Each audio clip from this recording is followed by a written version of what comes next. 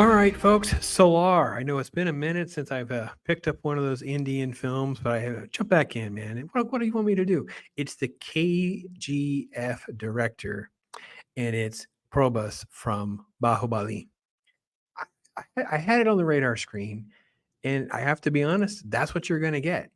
It's going to be that type of Prashanth Neel techniques from KGF with that sort of presence, that sort of ambiance that you get from the main actor, Prabhas.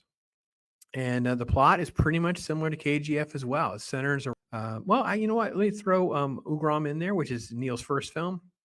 It's sort of an amalgam of, childhood friends. And there's like the girl who's not listening to dad and goes back to India and she's kidnapped. And then you have like the separation of like the storytelling and all that kind of thing. So the film really gives you a lot of really good elements. One of the biggest negatives that I'll get into is just that it's just a derivative film of what he's already done. It's more like Ugram with KGF rather than like some really grand new concept. It's pretty much the same kind of thing. So the first setup of the movie is you had that little backstory with the two kids, right? So Prabhas is the junior Prabhas is the kid on the left. This is the kid on the right. He's basically part of power and hierarchy because they have like this fictional city. Now, in the middle of the film, we stopped, so we with KGF. We stop and we get this massive backstory that goes all the way back to Genghis Khan. And it's basically like a crime syndicate. It's families, it's corrupt, it's whatever. And there's going to be, quote, a ceasefire. In the middle of all this, what kind of kicks off the story is the fact that we're going to have this girl who is this is the backstory of them being friends, him doing what's right, finding a way to give him back that nose ring. The nose ring thing matters, and I'll always be there for you. And there's a term called SALAAR, being basically he's like the king's hitman, man. He's like the king's reliable hammer that needs to get dropped. And then we cut to like now, and it's sort of like this new we get this new story of like the modern times. So that's what all this the other part of the story is, all this new stuff before you get to the fun stuff. So you end up with her. I got to get to that frame again. All right, yeah. So this is the scene. So it's like 40 minutes though. It took forever to get to this. Oh, where is she? Who's going to kidnap her? Who's going to get her? Probus is kind of living under the thumb and respect of the mother to not engage, to lay low, because they're basically like enemies of the state. And once this crime syndicate finds them, it's all bets are off to get them. I thought that it just took too long to get to all of this.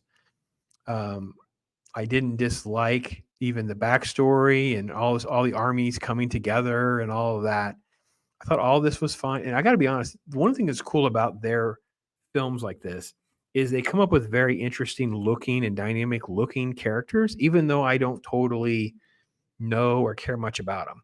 So at least they're interesting and different to look at. Some of them have a lot more screen time or personalities than others. There's a lot of interpersonal relationships too, which I don't quite understand the crime syndicate war. Then it's like if a lot of them were like patsies or their family, why don't they just work this out? Anyway. The other thing too is once we get to the actual fight scene, and by the way, talk about making his hair and stuff look just ridiculously perfect. It's just so over the top. Mom kind of like gives him permission to just basically become a superhero. So if you don't like that, this isn't going to be for you, because he has literally scenes that are so absurdly superhero. I didn't know what to say. Like the woman who doesn't know she shouldn't be going back to India. The dad's done some stuff, crime syndicate, whatever. They try to flush her out. Well, now he's going to be like, okay. They have this line about trying to figure out if he's an old rusty vehicle that can't start, like a kid, right? And they have a vehicle going, vroom, vroom, vroom, and you see him trembling. You see his hand trembling like he's going to. I thought that was just so oddly on the nose. I didn't care for it. And then the movie, which it does first here, they use swords. Like you have these armies of militia and guns and armament, and they're always using swords. So the first half, it kind of make more sense. But a lot of the scenes in this first half of the movie is him just looking cool. There's several shots of him standing with his back to the camera, and it's just stuff happening, and it's like he just looks cool. So much wasted time in this movie. It's like 2 hours and 20 minutes. I know I say that a lot. I know Americans don't appreciate Indian film the same way you guys do. I'm just saying this film would have rock and rolled if it had just been about 2 hours long, sped things up a little bit. I don't know that I totally care for like this flashback storytelling type stuff, but it's not the worst thing in the world. Um, but once you got to the last half of the movie, when you got down here, where he's like fighting, he's literally like picking people up with the axe still in them. He grabs one guy, holds him above his head with one arm. I mean, the stuff that's like this superhero stuff, this godlike behavior. I thought some of the other elements in like a KGF or RR was it made more sense to the story. So with this one, I don't totally get why he's superhuman. They kind of get to something at the end, but um, now the last act of this movie, yeah, this stuff. So this is actually all stuff pretty early in the film, not that final battle sequence. The final battle sequence is him and his friend because the ceasefire doesn't go through. There's a vote, there's a twist, whatever. But they're still using swords. So they have this moment with this trial, and they're all going to be beheaded. And they literally have the knives on them. And then suddenly we don't see what actually happened. It all happened off camera. And then there's a big fight scene with them side by side using swords. And it plays well for an action thing. And then it had like the jokey jokes. Like it's all about jokey joke stuff, having the, just having all those comments. Like, I don't know. It is a lot of interesting concepts, but I feel like it's all very derivative of what he's already done with Ugram and then KGF. I'm not going to diss Prabhas. He's a freaking superstar. He looks fantastic. He's charismatic. It all works. I don't know that I really care too much about anyone else in the movie.